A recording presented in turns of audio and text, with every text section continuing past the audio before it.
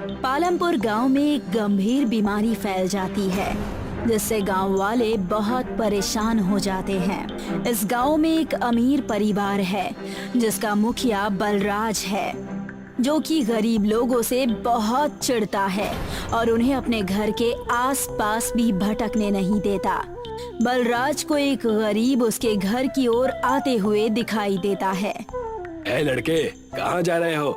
साहब, बहुत भूख लगी है, मैं खाने की तलाश में हूँ। खबरदार, जो मेरे घर की तरफ एक कदम भी बढ़ाया तो मैं तुम्हारी टांगे तोड़कर रख दूंगा। ऐसा मत कहिए साहब, 2 दिन से भूखा हूँ। अगर आप मुझे खाना खिला देंगे तो भगवान आपका भला करेगा। अच्छा, तो अब तेरे जैसे गरीब भिखारी को खिलाने से मेरा भला होगा? निकल जाए यहाँ से, नहीं तो अपने कुत्ते से तेरी टांगे कटवा दूंगा। बलराज का कुत्ता उस गरीब लड़के की ओर दौड़ता है। ये देखकर वो गरीब लड़का यहाँ से अपनी जान बचाते हुए भागने लगता है। बड़ा आया था मेरा भला करने वाला। दूसरी तरफ गांव में एक गरीब आदमी है जिसका नाम दीन दयाल है। उसे अपनी तरह सभी गरीब लोगों से बहुत हमदर्दी है। वो एक किसान भी है, इसलिए उसके पास पर्याप्त मात्रा में अनाज है।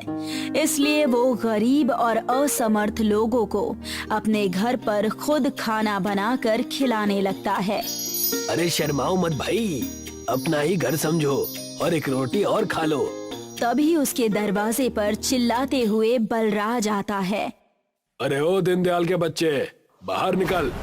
आप लोग परेशान मत होइए, आप खाना खाइए, मैं जाकर देखता हूँ कि आखिर बात क्या है।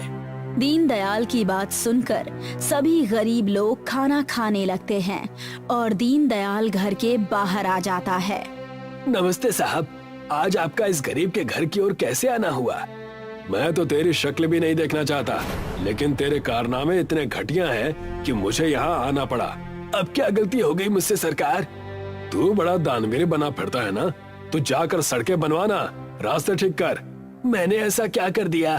तू जो ये गरीबों को खाना खिला रहा है, उससे मुझे परेशानी हो रही है। पर साहब, मैं तो इन बेचारे गरीबों को अपने घर पर अपना उगाया हुआ अन्न खिला रहा हूँ।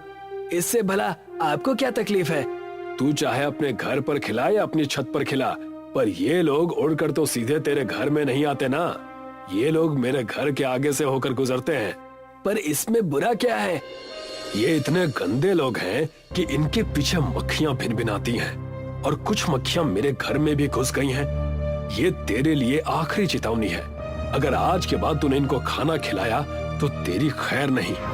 इतना कहकर बलराज गुस्से से यहाँ से चला जाता है। दीनदयाल अपना उदास चेहरा लेकर घर के अंदर आता है, जहाँ पर कुछ गरीब लोग खाना खा रहे हैं, जिन्होंने बलराज की चेतावनी सुन ली है। चाचा जी, क्या आप कल से हमें खाना नहीं खिलाएंगे? नहीं बेटा, ऐसी कोई बात नहीं है, तुम चिंता मत करो। तुम्हें जब भी भूख लगे मेरे घर आ जाना और पेट भरकर खाना खा लेना। खाना खाने के बाद सभी गरीब लोग दीनदयाल के घर से चले जाते हैं। दीनदयाल अपने पड़ोसी बलराज की बातों पर बहुत देर तक सोचता है, पर उसका मन नहीं मानता कि वो इस बीमारी के समय में गरीबों की मदद न करे। इसलिए वो गरीबों को खाना खिलाना जारी रखता है। ये देखकर बलराज बहुत चिढ़ जाता है और वो एक पंचायत बुलाकर दीनदयाल पर झूठा चोरी का आरोप लगाता है। मैंने इस दीनदयाल को अपना पड़ोसी और दोस्त माना, पर इसने दोस्ती की आड़ में मेरे घर से 5 बोरी अनाज चुराए हैं। मैं नहीं चाहता ये चोर गांव के दूसरे लोगों के घर में भी चोरी करे, इसीलिए इसे गांव से निकाला जाना चाहिए। बलराज की बात सुनकर और गांव वालों के हित के लिए पंचायत दीनदयाल को गांव से निकालने का फैसला करती है। अब दीनदयाल अपना घर छोड़कर गांव से दूर जंगल में जाकर रहने लगता है। वो जंगल में अपनी छोटी सी झोपड़ी और एक रसोई घर बनाता है। दीनदयाल अपने बचे हुए अनाज से गरीब लोगों को फिर से खाना खिलाना शुरू करता है, पर अब दीनदयाल के पास धीरे धीरे अनाज की कमी होने लगती है। वो एक दिन में कई 100 लोगों का खाना बनाता है। इसी बीच जब वो अपने अनाज भंडार में जाता है तो देखता है कि अब उसके पास सिर्फ आधा बोरी अनाज ही बचा है। हे भगवान, मेरी मदद करो। ये महामारी तो थमने का नाम ही नहीं ले रही है और ऊपर से मेरे घर में राशन भी खत्म होने जा रहा है। मैं कैसे लोगों की मदद करूंगा? दीनदयाल बचे हुए आधे बोरी अनाज से गरीबों के लिए खाना बनाता है, जिससे वो एक थाली में कुछ खाना अपने लिए निकालकर अलग से रखता है। वो सभी गरीबों को खाना खिलाता है और खाना खाने के बाद जब सभी गरीब वहां से चले जाते हैं तो दीनदयाल अपना खाना निकालकर खाने लगता है। तभी एक बीमार बूढ़ी औरत दीनदयाल के दरवाजे पर आ जाती है। बेटा, बहुत भूख लगी है, कुछ खाने को दे दो। दीनदयाल को उस बूढ़ी औरत पर बहुत दया आती है और वो अपने लिए रखा हुआ खाना उस बूढ़ी औरत को खिला देता है। खाना खाने के बाद बूढ़ी औरत वहां से जाते हुए दीनदयाल को आशीर्वाद देती है। बेटा, इस महामारी में जब सभी लोग मरीजों से दूर भाग रहे हैं, तब ऐसे समय में भी तुम गरीब और असहाय लोगों की मदद कर रहे हो। भगवान तुम्हारा भला करे और तुम्हारे इस छोटे से रसोई घर को अनमोल बनाए। इतना कहकर वो बूढ़ी औरत वहां से चली जाती है, क्योंकि अब खाने के लिए कुछ नहीं बचा है। इसलिए दीनदयाल भूखा ही सो जाता है। भूखा सोने की वजह से दीनदयाल को रात में ठीक से नींद नहीं आती, इसलिए वो सुबह होने से पहले ही उठ जाता है और पानी पीने के लिए अपने रसोई घर की तरफ जाता है तो देखता है कि उसका पूरा रसोई घर सोने का बन चुका है। हे प्रभु, आपकी लीला तो आप ही जाने, पर अब मैं गरीब लोगों की और अच्छे से मदद कर सकता हूँ। दीनदयाल अपने रसोई घर से कुछ सोना निकालकर और उसे बेचकर मिले हुए पैसों से बीमार और गरीब लोगों की मदद करने लगता है। इसी बीच बलराज को भी बीमारी लग जाती है और वो भी मदद के लिए भटकते भटकते दीनदयाल के घर पहुंच जाता है। मैं किस मुंह से माफी मांगू तुमसे दीनदयाल। मैंने पहले तो तुम्हें बहुत परेशान किया और बाद में तुम पर झूठा इल्जाम लगाकर तुम्हें गांव से निकलवा दिया। कोई बात नहीं साहब, उस वक्त आपके सिर पर अमीरी का घमंड सवार था, पर आज आपको देखकर लगता है कि मेरे सामने कोई अमीर आदमी नहीं बल्कि एक गरीब असहाय खड़ा है जो मुझे मदद के लिए पुकार रहा है। दीनदयाल बलराज को अपने घर के अंदर ले जाता है और उसे खाना खिलाकर कुछ दवाइयाँ देता है।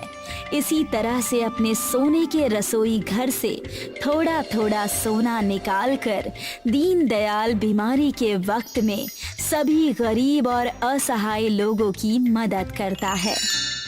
गोपाल के माँ बाप नहीं थे, वो अपने भैया भाभी के साथ रहता था।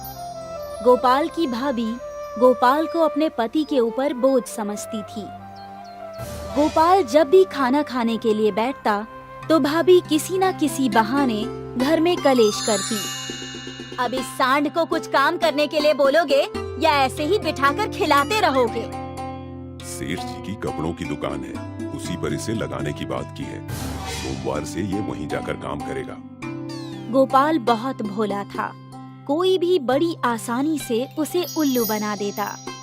एक दिन बड़े भाई रमेश ने गोपाल को दही लेने भेजा। ये लो 40 रुपए और 1 किलो दही लेकर आना। गोपाल जब रास्ते से जा रहा था तो एक आदमी उसके पास आकर बोला, बेटा, मैं बहुत गरीब हूँ, मुझे अपनी बेटी के लिए मेडिकल से दवा लेकर आनी है। तुम्हारे हाथ में जो रुपये हैं वो मुझे दे दो। गोपाल सारे रुपए उस आदमी को देकर घर लौट आया। खाली हाथ क्यों लौट आया? दही कहाँ है? भैया, एक आदमी को अपनी बेटी के लिए दवा की जरूरत थी, उसने मुझसे पैसे मांगे तो मैंने दे दिए। देख लो इस मूर्ख की चालबाजी, ये जरूर पैसे खाने पीने में उड़ा आया है और अब हम दोनों को बेवकूफ बना रहा है। मैं सच कह रहा हूँ भैया। उस आदमी ने तुझे बेवकूफ बना दिया। ऐसे तो रास्ते पर पता नहीं कितने जरूरतमंद लोग हैं। पहले तू अपना खर्चा निकालना सीख ले, फिर अपनी कमाई से खूब दान करना। मेरी कमाई ऐसे दिन दहाड़े मत लुटा। कल से तू काम पर जाएगा। अगले दिन से गोपाल ने काम पर जाना शुरू कर दिया। मैं जो कुछ ऑर्डर तुम्हें दूं, तुम्हें बस उस ऑर्डर को पूरा करना है और ग्राहकों के सामने कुछ बोलना नहीं है। एक दिन एक औरत दुकान पर साड़ी देख रही थी। कोई अच्छी साड़ी दिखाइए सेठ जी। ये क्या सस्ते सस्ते पीस दिखा रहे हैं, एक का भी रंग अच्छा नहीं है। तो ये वाली साड़ी देखिए, एक नंबर माल है, लेकिन दाम फिक्स है 5,000। इसमें गोपाल बीच में बोल पड़ा। लेकिन सेठ जी, आप तो उस दिन बता रहे थे कि ये साड़ी आप सिर्फ 2,000 रुपए में लाए हैं। कुछ ही दिनों में सेठ ने गोपाल को नौकरी से निकाल दिया। हे भगवान, इतनी जान पहचान से तुझे काम दिलाया था और अब तू काम छोड़ कर आ गया। अब तुझे दूसरी जगह काम पर लगाना होगा। जब तक तू काम पर नहीं जाएगा तब तक तुझे रोटी नहीं मिलेगी। इस बार तुझे मजदूर का काम दिलाऊंगा। इसे पत्थर तोड़ने का काम दिलाओ। जब मेहनत करनी पड़ेगी तभी इसकी अक्ल पर पड़े पत्थर हटेंगे। गोपाल बेचारा पत्थर तोड़ने का काम करने लगा। गोपाल की जो भी कमाई होती गोपाल की भाभी उससे छीन लेती। गोपाल की शादी के लिए जो भी रिश्ते आते भाभी कोई भी रिश्ता तय नहीं होने देती थी। उस मूर्ख के साथ शादी करने का मतलब है किसी बैल के साथ लड़की को बांध देना। गोपाल जहाँ पत्थर तोड़ता था उसके साथ ही एक और लड़का पत्थर तोड़ता था। मेरा नाम राजन है, क्या तुम मुझसे दोस्ती करोगे? मेरा कोई दोस्त नहीं है। मैं तुमसे दोस्ती जरूर करूंगा। मेरा भी कोई दोस्त नहीं है। अच्छा बताओ, तुम्हारा नाम क्या है? मेरा नाम गोपाल है और मैं चंडीपुर गांव का रहने वाला हूँ। गोपाल और राजन साथ साथ में काम करते, साथ खाना खाते और साथ काम में एक दूसरे की मदद किया करते। राजन, तुमने मुझे कभी बताया नहीं कि तुम किस गांव के रहने वाले हो? मैं किस जगह का रहने वाला हूँ तुम इस बात की चिंता क्यों करते हो? मैं बस तुम्हारा दोस्त हूँ। राजन ने बातों ही बातों में गोपाल को शिक्षित करना भी शुरू कर दिया। मेरे दोस्त, तुम्हें कुछ व्यावहारिक बातें समझ लेनी चाहिए। पहली बात, संसार में बिना धन के कुछ नहीं होता, इसलिए पहली नजर धन पर रखना। ठीक है, आज से मैं इस बात का पूरा ध्यान रखूंगा कि दूसरों के पास कितने पैसे हैं। दूसरों के पास नहीं बुद्धू, इस बात का ध्यान रखना कि अपने पास कितना धन है। और दूसरी बात ध्यान रखने वाली ये है कि धन का उपयोग सोच समझकर करना है। तुम अपने धन को किन किन चीजों पर खर्च करते हो, इससे पता चलता है कि तुम्हारा व्यक्तित्व कैसा है। और तीसरी सबसे महत्वपूर्ण बात शादी ब्याह की है। शादी ब्याह भी यही देखकर तय होता है कि लड़के के पास कितना धन और संपत्ति है। ठीक है दोस्त, आज से मैं तुम्हारी बताई गई तीनों बातों का ध्यान रखूंगा। गोपाल उस दिन जब घर पहुंचा तो उसने अपनी भाभी से पूछा। भाभी, मैं अपनी कमाई आपको लाकर देता हूँ। क्या आप मुझे बताएंगी मेरे पास कितना धन इकट्ठा हो चुका है? ओ मूर्ख, तुझे पैंट पहननी नहीं आती और मुझसे हिसाब मांग रहा है। आने दे तेरे भैया को, देख उनसे कैसी तेरी धुनाई करवाती हूँ। कुछ देर बाद गोपाल का भाई रमेश घर आया। देख रहे हो, आज तुम्हारा भाई मुझसे पैसों का हिसाब मांग रहा है, जैसे मुझे लाखों की कमाई लाकर देता हो। हाँ भैया, आज मुझे इस बात का हिसाब चाहिए कि मेरे पास कितने रुपए हैं। मुझे भी अपने भविष्य की चिंता है। तेरे खाने का खर्चा तो हम लोग करते हैं, उसका क्या? खाने के रोजाना 100 रुपए मान लीजिए, फिर भी तो 300 रोज के हिसाब से बचते होंगे। गोपाल के भाभी और भैया समझ गए कि गोपाल हिसाब लेकर ही रहेगा। उन्हें गोपाल को 18,000 रुपए देने पड़े, जो गोपाल की 2 महीने की कमाई थी। इन पैसों को मुझे कहाँ खर्च करना चाहिए? राजन ने बताया था कि शादी ब्याह भी ये देखकर तय होते हैं कि लड़के के पास कितना धन और संपत्ति है, इसलिए मुझे ये पैसे बचा कर रखना चाहिए। कुछ महीनों बाद गोपाल ने किराए पर एक रूम ढूंढ लिया और अपने भैया भाभी से अलग रहने लगा। उसने अपनी मेहनत से 1 लाख रुपए इकट्ठा कर लिए। गोपाल राजन से कुछ नहीं छुपाता था। उसने राजन को बताया। राजन, मेरे पास 1 लाख रुपए इकट्ठा हो गए हैं। इस खुशी में मिठाई लेकर आया हूँ। अरे वाह, मेरा दोस्त तो अब लखपति बन गया है, इसलिए मैं अब तेरी शादी करवाऊंगा। राजन ने एक सुंदर लड़की से गोपाल की शादी करा दी। इतनी सुंदर लड़की तुम कहाँ से लाए राजन? मैंने तो सपने में भी नहीं सोचा था कि मेरी शादी इतनी सुंदर लड़की से होगी। उधर गोपाल की भाभी गोपाल की तरक्की देखकर जल भुनकर मरी जा रही थी। इस मूर्ख ने इतनी तरक्की कैसे कर ली, मुझे तो समझ नहीं आ रहा। लगता है मुझे उसके घर जाना चाहिए। भाभी एक दिन दोपहर को गोपाल के रूम पर पहुंच गई। गोपाल उस समय काम पर गया हुआ था। गोपाल की बीवी ने बहुत अच्छी तरह से भाभी की खातिरदारी की। गोपाल की बीवी जब चाय बनाने चली गई तो भाभी ने चुपचाप अलमारी खोली और सारे रुपए निकालकर अपने बैग में रख लिए। गोपाल जब घर लौटा तो उसने अपनी पगार रखने के लिए अलमारी खोली। अरे सारे पैसे कहाँ हैं? इसमें तो 1 लाख से ज्यादा रुपए रखे हुए थे। गोपाल की पत्नी ने जब बताया कि उसकी भाभी घर पर आई थी तो गोपाल सब कुछ समझ गया, लेकिन सीधे सीधे गोपाल की हिम्मत नहीं हो रही थी कि वो अपने घर जाकर भाभी को चोर बताए। गोपाल रोता हुआ राजन के पास पहुंचा। उसने सारी बात राजन को बताई। राजन अचानक एक परी में बदल गया। मैं भोले लोगों की मदद करने वाली परी हूँ। विपत्ति के समय तुम्हें रोना नहीं चाहिए। मैं तुम्हें एक जादुई टब देती हूँ। इस टब में पानी भरकर उस पानी में अपना चेहरा डुबो देना। चेहरा डुबोने के समय तुम जो मांगोगे वो तुम्हें मिल जाएगा। यदि कोई लालची व्यक्ति इसका गलत फायदा उठाना चाहेगा तो उसके परिणाम बहुत बुरे होंगे।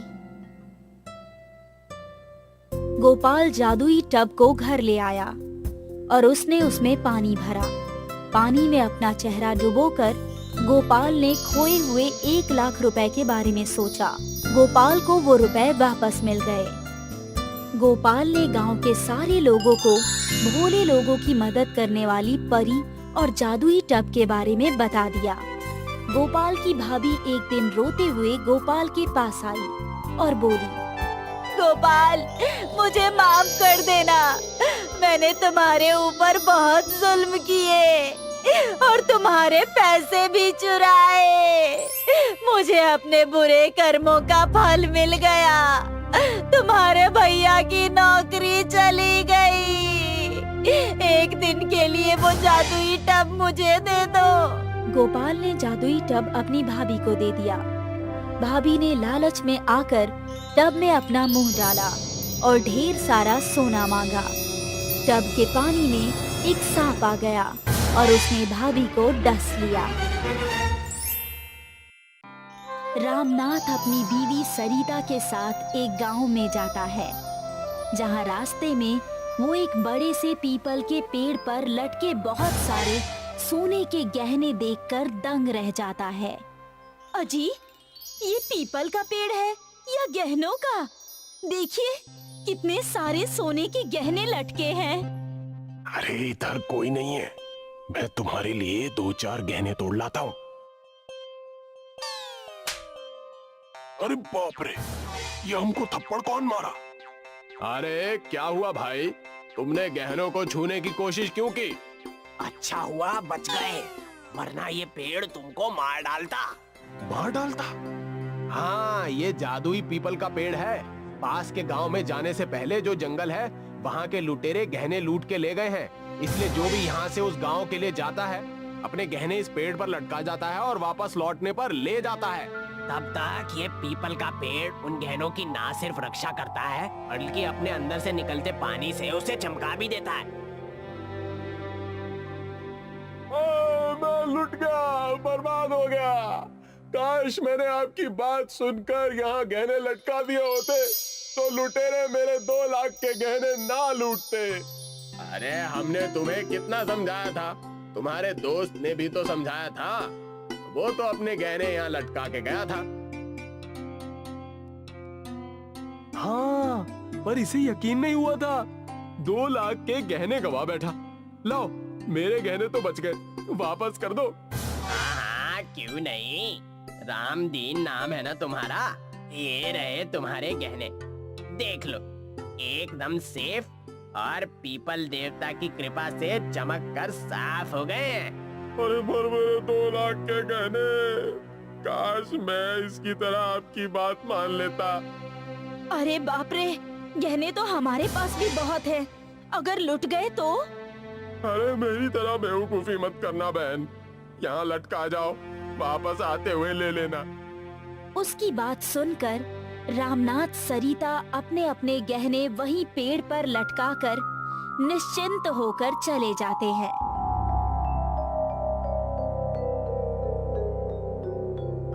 रात को वापस लौटकर वो अपने गहने मांगते हैं। रामा उनके गहने उठाकर देता है। अरे वाह, मेरे गहने तो सचमुच चमक गए, एकदम नए जैसे।